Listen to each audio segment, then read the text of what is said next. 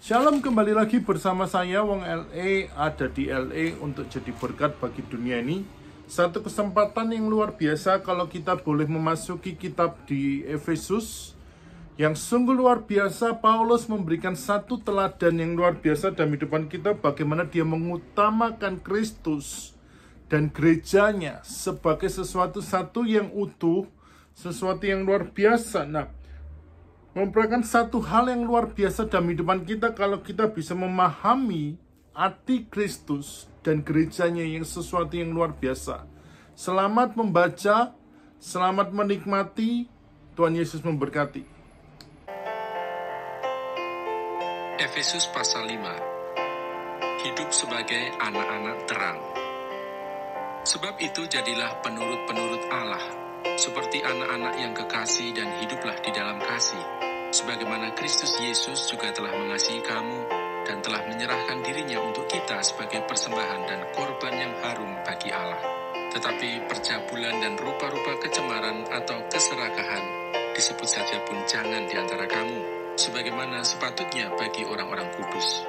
Demikian juga perkataan yang kotor, yang kosong, atau yang sembrono, karena hal-hal ini tidak pantas. Tetapi sebaliknya, ucapkanlah syukur. Karena ingatlah ini baik-baik, tidak ada orang sundal, orang cemar, atau orang serakah, artinya penyembah berhala, yang mendapat bagian di dalam kerajaan Kristus dan Allah. Janganlah kamu disesatkan orang dengan kata-kata yang hampa, karena hal-hal yang demikian mendatangkan murka Allah atas orang-orang durhaka. Sebab itu janganlah kamu berkawan dengan mereka. Memang dahulu kamu adalah kegelapan, tetapi sekarang kamu adalah terang di dalam Tuhan. Sebab itu hiduplah sebagai anak-anak terang, karena terang hanya berbuahkan kebaikan dan keadilan dan kebenaran. Dan ujilah apa yang berkenan kepada Tuhan.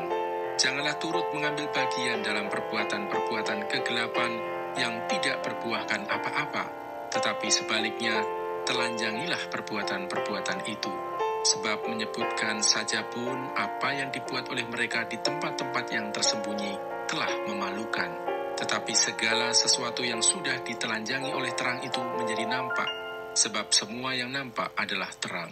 Itulah sebabnya dikatakan, bangunlah, hai kamu yang tidur, dan bangkitlah dari antara orang mati, dan Kristus akan bercahaya atas kamu. Karena itu, perhatikanlah dengan saksama, bagaimana kamu hidup. Janganlah seperti orang bebal, tetapi seperti orang arif, dan pergunakanlah waktu yang ada, karena hari-hari ini adalah jahat.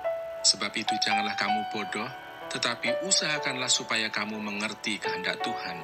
Dan janganlah kamu mabuk oleh anggur, karena anggur menimbulkan hawa nafsu, tetapi hendaklah kamu penuh dengan roh, dan berkata-katalah seorang kepada yang lain dalam mazmur, kidung puji-pujian dan nyanyian rohani. Bernyanyi dan bersoraklah bagi Tuhan dengan segenap hati. Ucaplah syukur senantiasa atas segala sesuatu dalam nama Tuhan kita, Yesus Kristus, kepada Allah dan Bapa kita.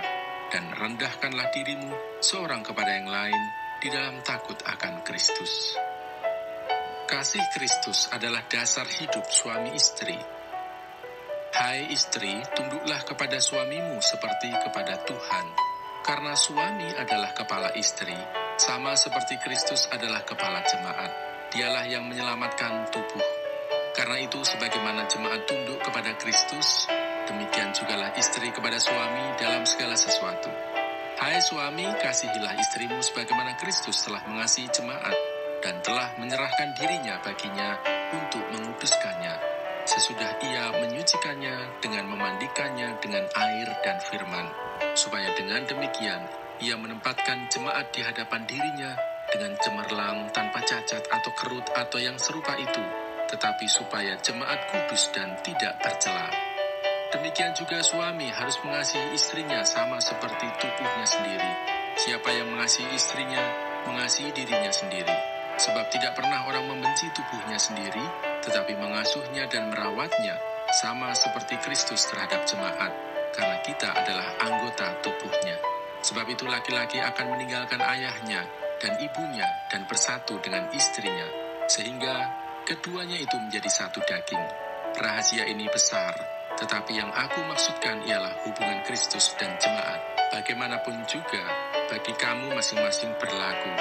Kasihilah istrimu seperti dirimu sendiri, dan istri hendaklah menghormati suaminya.